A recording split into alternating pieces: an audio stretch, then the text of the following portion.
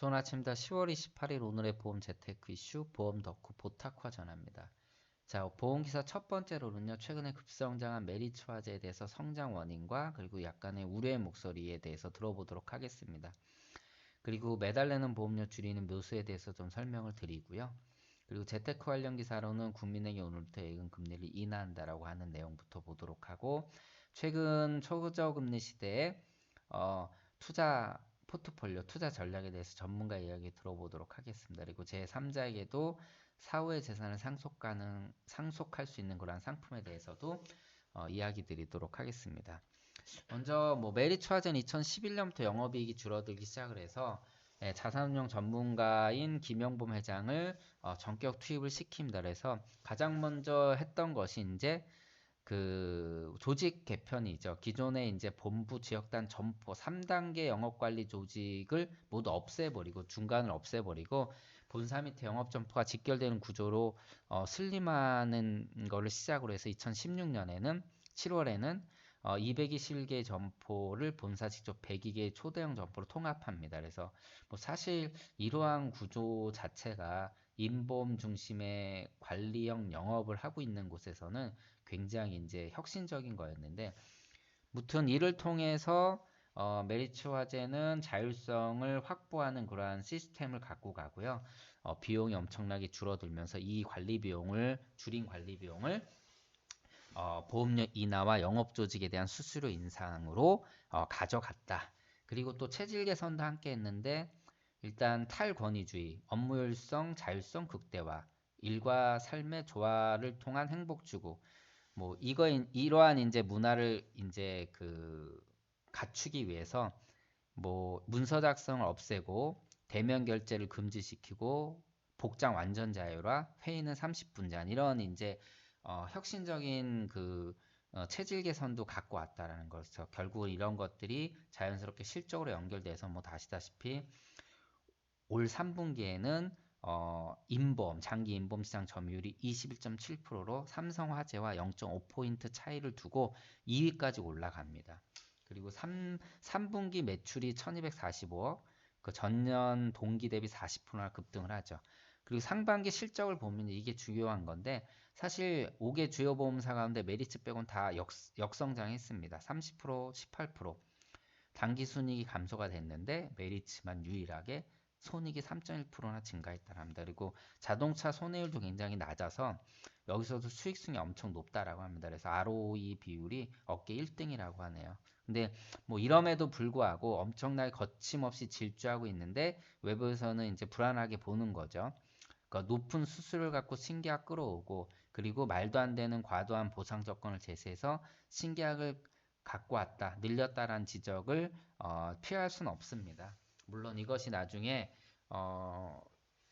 부실을 갖고 올 수 있다는 그런 우려의 목소리를 내고 있는데, 최근에 저도 같은 이야기를 했죠. 이건 부담 메리츠만의 이야기는 아닌 것 같고요. 말도 안 되는 좋은 상품들이 너무 많이 나와서 이것이 향후에 이 회사의 이제 재정 건전성을 해칠 우려가 있다라고 저도 얘기를 했는데, 이 부분은 분명히 간과해야 될 부분은 아닌 것 같습니다.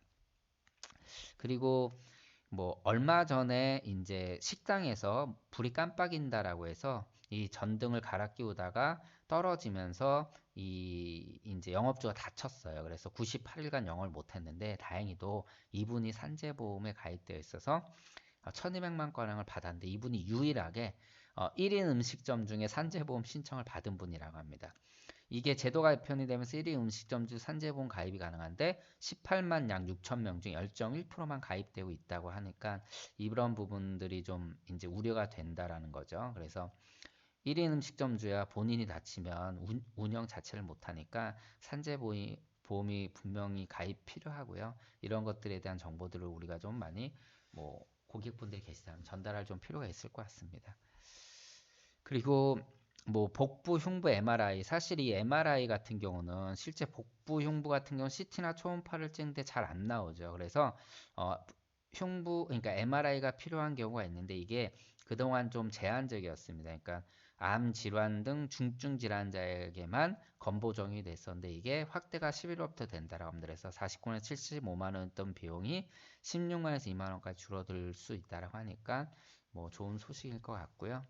그리고 자, 매달 내는 보험이 어떻게 줄이냐? 일단 비갱신형 상품에 주목하라고 전문가는 얘기를 하고 있습니다.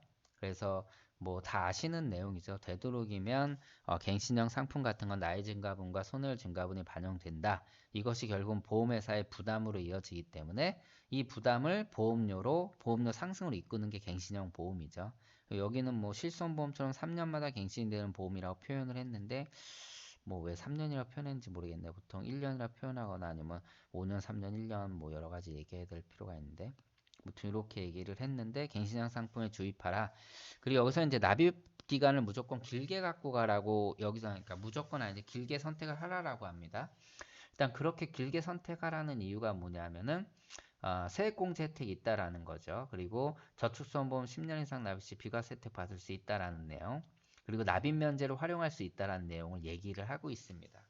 물론 예, 이것이 이제 납입 기간을 길게 갖고 가는 거에 대한 장점이죠. 반면에 이제 길게 갖고 가더라도 소득이 있는 시기까지만 갖고 가는 것은 뭐 다 그 컨설팅 할 때 기본적인 조건을 갖고 가고 있을 거. 이거는 이제 뭐 장단점이 있긴 하겠지만 예, 뭐 좋은 말씀인 것 같고요. 그리고 할인 혜택을 다 이용해라. 그래서 단체 할인이나 고액 할인에 대해서 이야기를 하고 있고 특약을 제대로 활용해자 특약을 넣을 수도 있고 뺄 수도 있는 거에 대해서는 다 아실 겁니다. 물론 넣는 거에 대해서는 특히 이제 그 질병 특약에 대해서는 분명히 제약 조건이 있지만 이거를 잘 활용하면 보험을 추가 가입하거나 이런 거에 대해서 또 보험을 함부로 해지하거나 하는 데서 볼 수 있는 피해를 줄일 수 있다고 당연히 한 살이라 젊을 때 가입해라. 뭐 당연한 거고요. 그리고 유지 잘하자. 뭐 이 얘기를 하고 있습니다.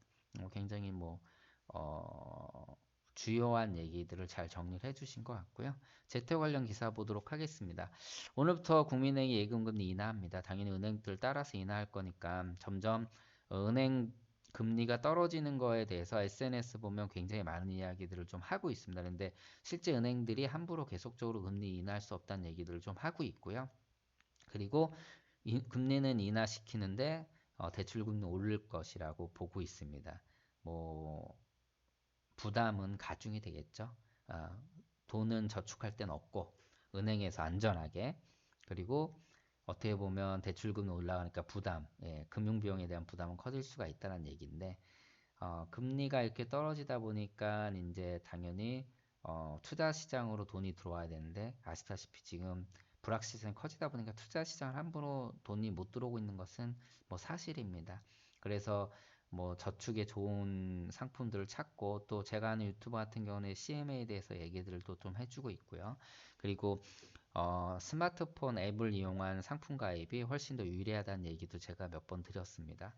자, 그래서 이제 그거에 대해서 이제 몇 가지 전문가들 이야기를 좀 볼 텐데요.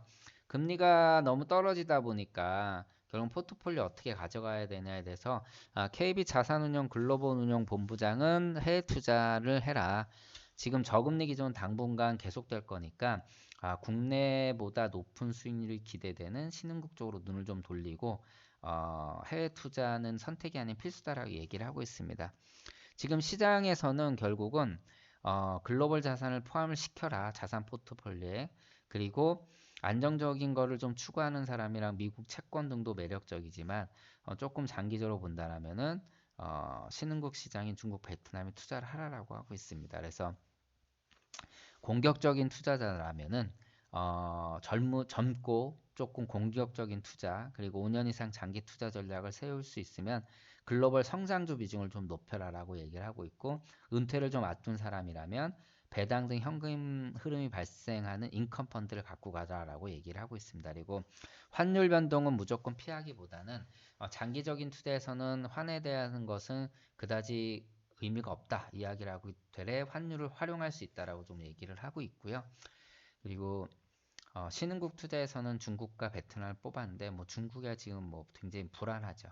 하지만 그 성장률도 굉장히 떨어져 있죠. 뭐 여기서 보면은 그 통계를 작성하고선 뭐 최하위인데 최고 낮은 수익률을 달성하고 있는데 중국이라는 경제 규모에선 6% 성장은 엄청나게 큰 거죠. 그리고 점점 미중 무역 분쟁에 대한 실마리들이 이제 오늘도 기사를 보면 나타나고 있다 보니까 중국에 대한 투자는 여전히 매력적이다라고 있고, 뭐 베트남 얘기 가장 많이 나오는 게 젊은 많은 인구 이거죠. 우리나라 중위 연령 같은 경우 평균 연령 41세, 베트남 27세, 1억 명 넘은 거대 시장. 그리고 최근 10년간 7% 안팎 성장을 계속하고 있다라는 거고, 대한민국의 1980년대 후반, 90년 초반 그러한 모습을 갖고 있는 경제적 모습을 갖고 있는 베트남이기 때문에 투자하라라고 얘기를 하고 있습니다. 뭐 베트남 투자에 대해서는 지난번에 유튜브를 통해서 한번 설명을 드렸는데 자세한 내용 알고 싶으면 검색을 해보시면 될 것 같고요. 그리고 어, 네, 제3자에게도 사후재산 상속이 가능합니다. 신탁이라는 걸 통해서 이러한 그 우리가 이제 사후재산을 타인에게 이렇게 이제 어떻게 보면 안전하게 가져갈 수 있는데, 사실 뭐 좋은 얘기는 아니지만 가족들이 이제 재산을 노리기만 하는데 정말 동반자가 될 사람들은 따로 있는 거죠. 그래서 법적 상속권이 없는 사실혼 관계의 배우자나 간병인, 오랜 친구, 은인들에게 재산을 넘길 수 있는데, 이 상품 이름이 역시나 인생 동반자 신탁입니다. 이걸 출시해서 이런 사람들한테 재산 안전하게 넘길 수 있기 때문에 이러한 부분들이 좀 필요할 한 거죠. 그래서 상품을 좀 활용할 수 있을 것 같고요. 그리고 이달리를 기억해라. 초저금리 시대. 그래서 ELS 달러 표시 채권 리츠에 대해서 얘기를 하고 있는데, 금리 최저 수준 얘기하고 있고, 그리고 은행 가면 좋은 상품 찾아보기 힘드니까 이때 어떠한 상품을 찾는 게 좋으냐. 그래서 중위험 중수익 추구한 상품에 투자하는 것이 좋다라고 하면서 ELS를 얘기하고 있는데, 다만 ELS가 보통 기초 그 지수가 보통 항상 이제 항생 지수가 들어가고 있는데, 최근에 이제 아시다시피 그 홍콩이 좋지 않다 보니까 리자드 조건을 갖고 이걸 좀 위험을 피해갈 수 있다라고 합니다. 그래서 리자드 조건을 갖춘 ELS 상품에 이제 그 투자하는 것을 좀 이야기하고 있고요.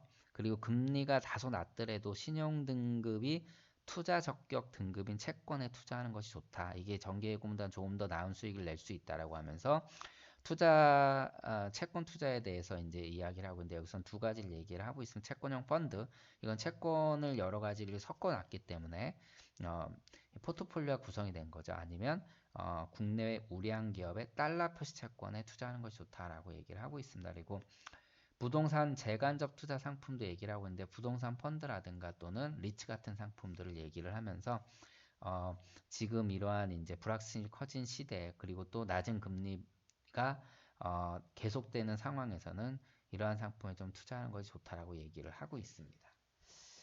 자, 오늘 기사는 여기까지 보도록 하고요. 수요일이 얼마 안 남았고 갑자기 추워졌습니다. 감기 좀 조심하시고요.